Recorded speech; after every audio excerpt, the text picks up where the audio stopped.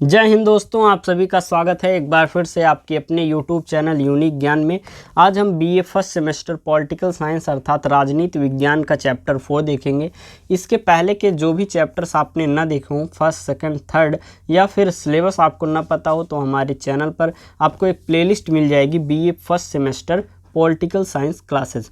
वहाँ से आप चैप्टर सभी पढ़ सकते हैं, सिलेबस, और साथ ही साथ अगर आपको नोट्स चाहिए हर एक चैप्टर्स के, हर एक जो हमारे कराए जा रहे हैं हर एक टॉपिक के, तो आप हमारे टेलीग्राम चैनल को ज्वाइन कीजिए। वहाँ पर सभी चैप्टर्स के आपको अच्छे से PDF नोट्स मिल जाते हैं, वो भी प्रिंटेड फॉर्म में, बहुत ही अच्छे तरीके से, जिससे आपको रिवीजन करना हो उसके लिए भी महत्वपूर्ण है, या फिर आप हैंड रिटन नोट्स बनाना चाहते हैं तो उस हमारे PDF नोट्स से बना सकते हैं। तो चलिए देखते हैं मौलिक अधिकार आखिर होते क्या हैं। मौलिक अधिकार सबसे पहले हम देखेंगे किसे कहते हैं, और यह मौलिक अधिकार हमारा कहाँ से लिया गया है, किस संविधान से लिया गया है, हमारे संविधान में किस भाग में है, किस अनुच्छेद से कितने अनुच्छेद तक है, यह सभी बातें हम इस चैप्टर में देखेंगे। अगर आप चैनल पर नए हैं तो चैनल को सब्सक्राइब कर लीजिए, क्योंकि पूरा सिलेबस आपको यहाँ पर कराया जाएगा। तो चलिए देखते हैं मौलिक अधिकार आखिर होता क्या है, उसकी परिभाषा क्या है। मौलिक अधिकार संविधान में प्राप्त वे अधिकार जो व्यक्ति के नैतिक और भौतिक विकास के लिए आवश्यक हैं, मौलिक अधिकार कहलाते हैं। मौलिक अधिकार किसे कहते हैं? संविधान में हमारे प्राप्त वे अधिकार जो कि व्यक्ति के भौतिक एवं नैतिक विकास के लिए आवश्यक होते हैं। अब बात आती है भौतिक एवं नैतिक विकास हमारा क्या होता है। भौतिक विकास के अंतर्गत आता है हमारा सामाजिक विकास, आर्थिक विकास, राजनैतिक विकास। भौतिक विकास में क्या क्या आता है? सामाजिक, आर्थिक और राजनैतिक। सामाजिक में आपकी समाज में जो भी कुरीतियाँ हों वो खत्म हो, समाज में हमारे जो एक प्रकार से अनेक प्रकार के विवाद हों वह खत्म हो, उसका विकास हो, समाजीकरण हो, और आर्थिक विकास हो, हर एक व्यक्ति का पर कैपिटा इनकम बढ़े, मतलब आर्थिक हमारे समाज की जो है वह विकास हो। राजनैतिक, यह सभी चीज़ें किस में आती हैं? भौतिक। और नैतिक विकास में आपके जो सम्मान हो, आपका जो एक प्रकार से स्वाभिमान हो वह बना रहे। तो ये सभी चीज़ें जो हैं किससे हमें प्राप्त होती हैं? संविधान में हमें जो मौलिक अधिकार दिए गए हैं उसी से हमें प्राप्त होती हैं। हम इसको देखेंगे, हमारा जो मौलिक अधिकार है वह स्रोत, मतलब उसका स्रोत क्या है, मतलब वह कहाँ से लिया गया है। हमारा जो मौलिक अधिकार है वह संयुक्त राज्य अमेरिका के संविधान से लिया गया है। किसके संविधान से लिया गया है? संयुक्त राज्य अमेरिका के। और हमारे संविधान में हमारे जो मौलिक अधिकार है वह भाग 3 में है, और संविधान के भाग 3 को मैग्ना कार्टा की संज्ञा दी गई है, क्योंकि इसमें हमको क्या मिला है? मौलिक अधिकार प्राप्त है। यह अनुच्छेद 12 से 35 तक है। हमारा जो मौलिक अधिकार है वह अनुच्छेद 12 में बताए गए हैं, और 12 से 35 तक सभी अनुच्छेदों में हमारे मौलिक अधिकारों के बारे में बताया गया है, अर्थात हमें कौन कौन से अधिकार मिलेंगे उनके बारे में हमें बताया गया है। 1781 में सर्वप्रथम फ्रांस के अपने संविधान में मूल अधिकारों को स्थान दिया, अर्थात इसकी हिस्ट्री जाने तो मूल अधिकार जो है वह सबसे पहले किसने किया? 1781 में फ्रांस ने किया। मूल संविधान हमारा जब बना था तो उसमें 7 मूल अधिकार थे, लेकिन वर्तमान में कितने मूल अधिकार हैं? वर्तमान में 6 मूल अधिकार हैं। हमारा जब मूल संविधान था उसमें 7 अधिकार थे। संविधान के भाग 3 को न्यायालय द्वारा संरक्षण प्रदान किया गया है, अतः इसकी प्रकृति न्यायोचित, वाद योग्य या परिवर्तनीय है। मतलब इसका जो संरक्षण प्रदान है हमें मूल अधिकार का, वह हमें न्यायालय द्वारा प्राप्त है। अगर कोई भी समस्या हमारे मूल अधिकार में आती है, कोई हमारे मूल अधिकारों का हनन करता है, तो हम न्यायालय के पास जा सकते हैं। आगे देखेंगे हम 44वें संविधान संशोधन 1978 के द्वारा संपत्ति के अधिकार को मूल अधिकार की सूची से हटाकर विधिक अधिकार बना दिया गया है। एक प्रकार से आपको हम अभी इतिहास बता रहे हैं मूल अधिकार का, इसके पश्चात सभी अनुच्छेदों को हम अच्छे से देखेंगे। हमारा जो 44वां संविधान संशोधन 1978 में हुआ था, उसमें जो मूल संविधान के समय हमारा 7वां एक प्रकार से संपत्ति का जो अधिकार है उसे मूल अधिकार की सूची से हटा दिया गया था, और उसे क्या बना दिया गया था? विधिक अधिकार बना गया था। पहले यह अनुच्छेद 19 भाग 1 अनुभाग F में था, इसे अब अनुच्छेद 300 का भाग 12 में रख दिया गया है। 1931 में कराची अधिवेशन में सरदार वल्लभ भाई पटेल की अध्यक्षता में कांग्रेस ने एक घोषणा पत्र में मूल अधिकारों की मांग की थी, जिसका प्रारूप जवाहरलाल नेहरू ने बनाया था। जो 1931 में हमारा कराची में अधिवेशन हुआ था, उसका अध्यक्षता सरदार वल्लभ भाई पटेल ने किया हुआ था और उसी हमारा जो अधिवेशन था उसी में एक प्रकार से मूल अधिकारों की मांग की गई थी और वह जो प्रारूप था किसने बनाया था, जवाहरलाल नेहरू ने बनाया था। अब हम देखेंगे हमारे संविधान में वर्णित मूल अधिकार कौन कौन से हैं। पहला हमारा समानता का अधिकार है। पहला हमारा कौन सा है, समानता का अधिकार, अनुच्छेद 14 से अनुच्छेद 18 तक है। स्वतंत्रता का अधिकार 19 से 22 तक है। शोषण के विरुद्ध अधिकार 23 से 24 तक है। धर्म की स्वतंत्रता का अधिकार 25 से 28 तक है। संस्कृति एवं शिक्षा संबंधी अधिकार 29 से 30 तक है और संवैधानिक उपचारों का अधिकार हमारा अनुच्छेद 32 में है।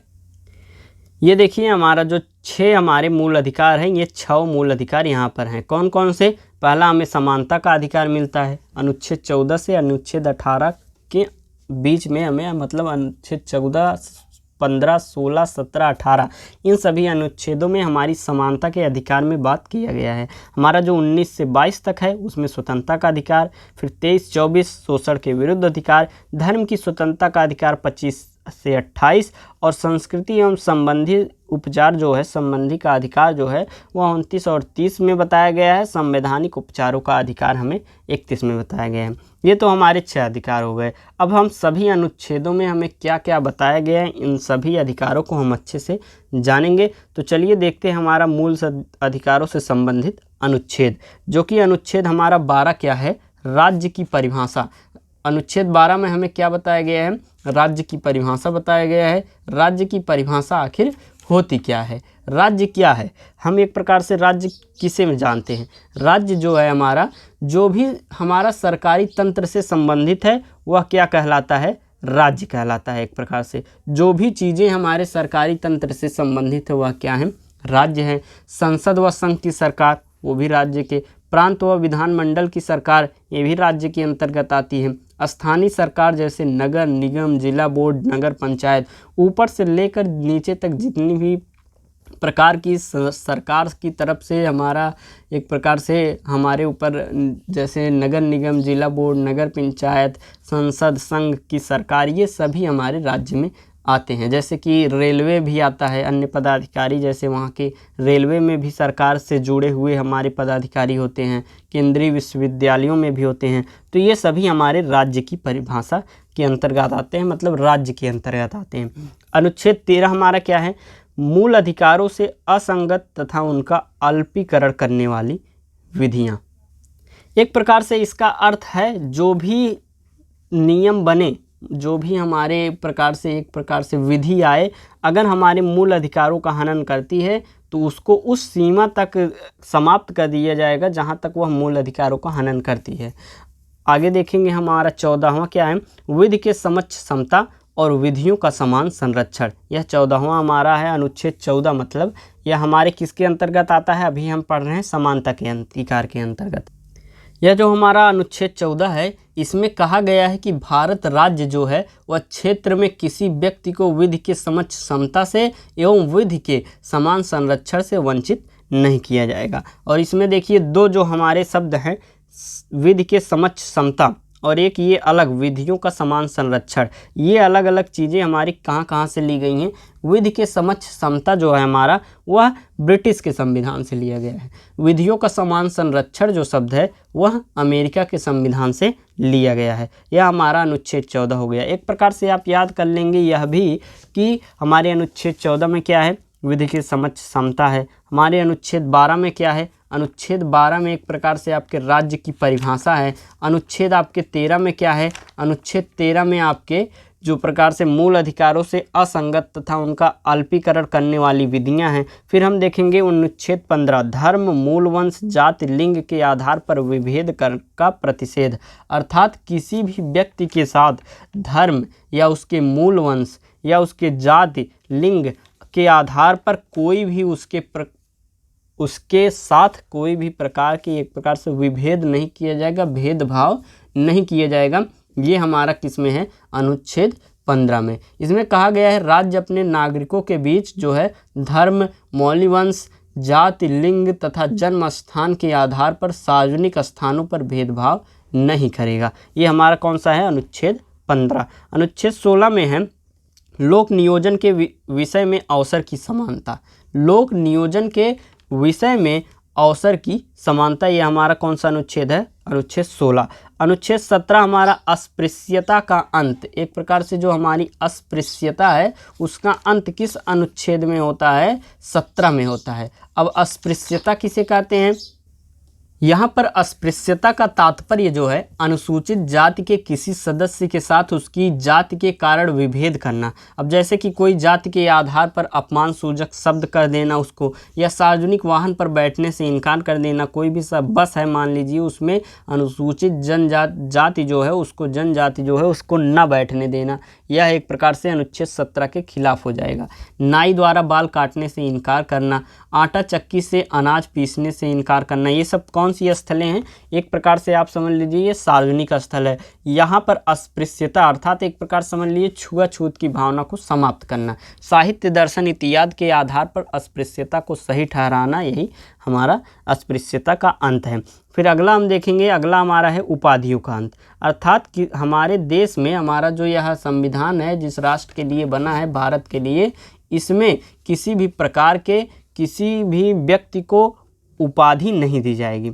अब इसमें अपवाद भी है, जैसे कि शैक्षिक और सैनिक उपाधि दी जा सकती है। यह केवल राज्य पर लागू होता है। जो हमारा उपाधियों का अंत है यह केवल राज्य पर लागू होता है। सार्वजनिक संस्थाएं जो हैं वह उपाधियां दे सकती हैं, मतलब अलग अलग जो संस्थाएं हैं अपने जो अधिकारी हैं उनको क्या दे सकती हैं? उपाधियां दे सकती हैं। भारतीय नागरिक विदेशी राज्य से उपाधि नहीं लेगा। कोई भी भारतीय नागरिक हो उसे विदेश से कोई भी उपाधि मिले तो वह उसे नहीं लेगा। भारत में लाभ का पद धारण करने वाला विदेशी राज्य में राष्ट्रपति के पूर्वानुमति से उपाधि ले सकता है। भारतीय नागरिक या विदेशी राज्य से उपाधि ले सकता है। भारतीय नागरिक या विदेशी राज्य से उपाधि ले सकता है, लेकिन राष्ट्रपति की अनुमति उसमें होनी चाहिए। और क्या है? भारत में लाभ का पद धारण करने वाला विदेशी राज्य से राष्ट्रपति के पूर्वानुमति से उपाधि ले सकता है। ये सभी हमारे किसके अंदर आगत आ जाती हैं? उपाधियों में आ जाती हैं। तो उपाधियों में अंत तो होता है, लेकिन एक प्रकार से शैक्षिक, सैनिक उपाधि दे सकते हैं। साथ ही साथ जो हमारी सार्वजनिक संस्थाएं हैं वह भी उपाधियां दे सकती हैं। वाक् एवं अभिव्यक्ति की स्वतंत्रता, वाक् एवं अभिव्यक्ति की स्वतंत्रता अर्थात आपको बोलने की, विचार एवं अभिव्यक्ति की स्वतंत्रता मिलती है। इसमें बहुत सी स्वतंत्रताएं मिलती हैं, जैसे कि इसमें अलग अलग क्लॉज हैं। 19 में आपको समझ लीजिए विचार एवं अभिव्यक्ति की स्वतंत्रता मिलती है। शांति और सशस्त्र रहित सम्मेलन की स्वतंत्रता मिलती है। एक प्रकार से संगठन बनाने और सहकारी संस्था बनाने की आपको स्वतंत्रता मिलती है। भारत में कहीं भी आवागमन की स्वतंत्रता मिलती है। अनुच्छेद 19 के तहत ही आपको पूरे भारत में कहीं भी आने जाने की स्वतंत्रता प्राप्त है। भारत में कहीं भी निवास करने और बस जाने की स्वतंत्रता है, मतलब आप यहाँ से जाकर दिल्ली रह सकते हैं या दिल्ली से बम्बई कहीं भी जाकर आप रह सकते हैं। यह हमारा अनुच्छेद 19 के तहत ही हो पाया है और इसे समाप्त व निरस्त कर दिया गया है। जो हमारा एक प्रकार से एक 19A1 का एफ क्लॉज था उसको एक प्रकार से समाप्त कर दिया गया है। कोई भी पेशा या व्यवसाय चुनने की स्वतंत्रता, लेकिन इसमें से कोई भी स्वतंत्रता असीमित नहीं है और प्रत्येक स्वतंत्रता पर संविधान सीमाएं लगाता है। मतलब आप घूम सकते हैं, लेकिन एक प्रकार से संविधान के हित में रहे। कोई भी संगठन बना सकते हैं, संगठन तभी बना सकते हैं जब आप भारत के खिलाफ या राष्ट्र के खिलाफ कुछ गलत न कर रहे हों। अगला हमारा अनुच्छेद 20 अपराधों के लिए दोष सिद्धि व दोष सिद्धि के संबंध में, अपराधों के लिए दोष सिद्धि के संबंध में हमारा अनुच्छेद 20 है। ये क्या है? जब हमें अपराधी ठहरा दिया जाए तो उस पर संरक्षण है, एक प्रकार से हमारा अनुच्छेद 20। इसमें क्या है? किसी को तब तक अपराधी नहीं ठहराया जा सकता, 20(1) क्लास 1A में है, किसी को तब तक अपराधी नहीं ठहराया जा सकता जब तक वह कानून का उल्लंघन न किया हो और उसे उस कानून में प्रस्तावित सज़ा से अधिक सज़ा नहीं दी जा सकती है। और हमारे इसमें अनुच्छेद 20 में क्या है? अनुच्छेद 20 में और हमारा है किसी व्यक्ति को एक ही अपराध के लिए एक से अधिक बार दंड नहीं दिया जा सकता है। ये सभी हमारी स्वतंत्रताएं हैं। एक प्रकार से आप पहले ये याद कर लीजिए कि अनुच्छेद 12 में क्या है हमारा, कौन सी स्वतंत्रता, 13 में क्या है, 14 में। तो अगला हमारा है हमारा अनुच्छेद 21 जो है वह हमारा प्राण एवं दैहिक स्वतंत्रता है। ये गुण मिसप्रिंट हो गया है, ये यहाँ पर हो जाएगा प्राण एवं दैहिक स्वतंत्रता। अनुच्छेद 22 में हमारा अनुच्छेद 22 में प्रारंभिक शिक्षा का अधिकार 186वें संविधान संशोधन द्वारा 2002 में यह जोड़ा गया। अनुच्छेद 22 क्या है? प्रारंभिक शिक्षा का अधिकार, अर्थात किसी भी जब कोई बालक होता है तो वह प्रारंभिक शिक्षा जो है 1 से 5 तक उसको अधिकार मिलता है। कुछ दशाओं में गिरफ्तारी से जो है निरोध, एक प्रकार से गिरफ्तारी नहीं की जा सकती है, कुछ दशाएं ऐसी हैं। फिर आता है हमारा अनुच्छेद 23 मानव व बलात्श्रम व दुर्व्यापार। मानव व बलात्श्रम व दुर्व्यापार का प्रतिषेध। मनुष्यों का दुर्व्यापार जो है बेगार, जिस प्रकार से ट्रैफिकिंग, ह्यूमन ट्रैफिकिंग हमारे लिए ये नहीं हो सकता। अनुच्छेद 23 में इसका एक प्रकार से प्रतिषेध किया गया है। बलात्श्रम का प्रतिषेध किया गया है, मतलब फोर्स लेबर फोर्स का मतलब कि किसी को ज़बरदस्ती एक प्रकार से मजदूर बनाना, ये सभी चीज़ें मना है। अनुच्छेद 24 में हमारा है कारखानों आदि में बालकों के नियोजन का प्रतिषेध, अर्थात बालक को कारखाने में काम करने नहीं दिया जा सकता, अगर पकड़ा गया तो उसके लिए आपके दंड है। अनुच्छेद 25 में अंतःकरण की और धर्म को अपनाने, आचरण व प्रचार करने की स्वतंत्रता है, अर्थात आप किसी भी धर्म को एक प्रकार से अपना सकते हैं, कोई भी धर्म आप अपना सकते हैं। जैसे कि आप हिंदू हैं तो मुस्लिम अपने मन से हो सकते हैं, मुस्लिम है तो हिंदू हो सकते हैं, ईसाई हो सकते हैं, क्रिश्चियन हो सकते हैं, सिख हो सकते हैं। जो आपका मन चाहे वह आप एक प्रकार से धर्म अपना सकते हैं, लेकिन आपके साथ कोई भी फोर्सफुली ना किया गया हुआ, अपने आप मन से कर रहे हो तो आप कर सकते हैं अनुच्छेद 25 के अनुसार। अगला है हमारा धार्मिक कार्यों के प्रबंधन की स्वतंत्रता है। किसी विशेष धर्म को संपोषित करने वाले करों के समुदाय के बारे में स्वतंत्रता है, मतलब आप किसी भी धर्म के हैं और अलग से कर ले रहे हैं अपने धर्म के लोगों से तो आपको स्वतंत्रता है, लेकिन ज़बरदस्ती आप नहीं ले सकते हैं। अनुच्छेद 28 कुछ शिक्षा संस्थाओं में धार्मिक शिक्षा या धार्मिक उपासना उपस्थित होने के बारे में स्वतंत्रता है। अनुच्छेद 29 में है भाषा, लिपि और संस्कृत को बनाए रखने का एक प्रकार से अधिकार है आपको। अनुच्छेद 30 में है शिक्षा संस्थाओं को स्थापना और प्रशासन करने का अल्पसंख्यक वर्गों का अधिकार है। अनुच्छेद 31 को निरसित कर दिया गया है। अनुच्छेद 31 जो हमारे पहले था वह ख़त्म कर दिया गया है। अनुच्छेद 32 हमारा आता है, अनुच्छेद 32 हमारा है संवैधानिक उपचारों का अधिकार।